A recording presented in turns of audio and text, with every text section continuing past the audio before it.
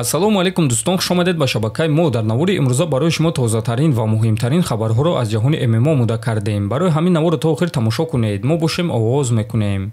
тобови ҷангори вазни сабуки UFC Дастин Порие гуфт ки кай ва дар куҷо охирон муҳорибаи худро гузаронидан мехоҳад. биёед суханҳои бриллиантро гӯш мекунем.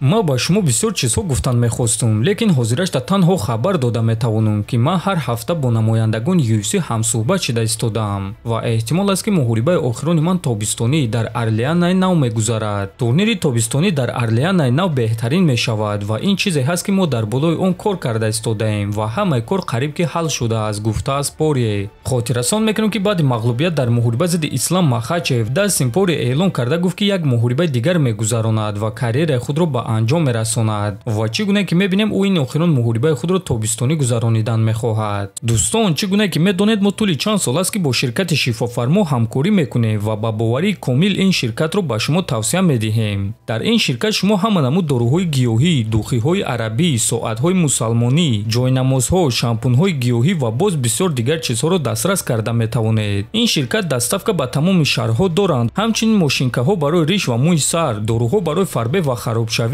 равғани сиёҳдонаро низ аз ин ширкат дастрас карда метавонед. рақамҳо дар рӯи экран, ҳатман аз номи канали Паҳлавон гап занед. чемпиони вазни 61 кг UFC Мераб Дувалишвили гуфт ки камарбанди худро кай ва зидди кӣ ҳимоя кардан мехоҳад.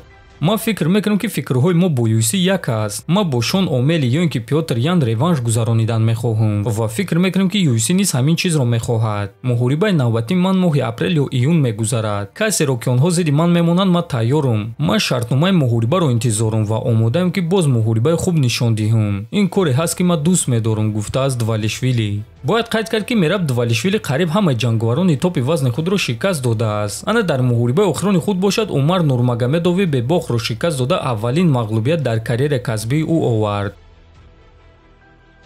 топови ҷангори вазни ним сабуки UFC Диего Лопес гуфт ки агар муҳорибаи Топурия зидди Махачев баргузор гардад, киро ғолиб мебинад.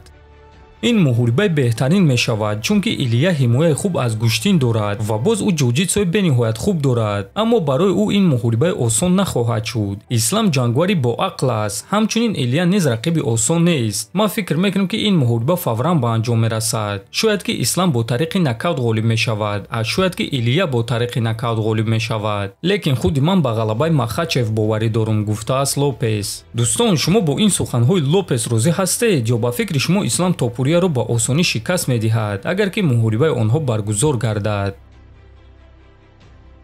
аллакай имшаб, яъне шаби 8 ба 9 феврал турнири UFC 312 баргузор мегардад ки муҳорибаи асосии ин турнир муҳорибаи унвонӣ дар вазни миёна байни чемпион Дрикус Дуплеси ва довталаб Шон Стрикланд хоҳад шуд ва аз рӯи суханони Дана Вайт ғолиби ин муҳорибаро муҳориба зидди Хамзат Чимаев интизор аст ва биёед мебинем ки прогнози Чимаев дар ин муҳориба чӣ гуна аст.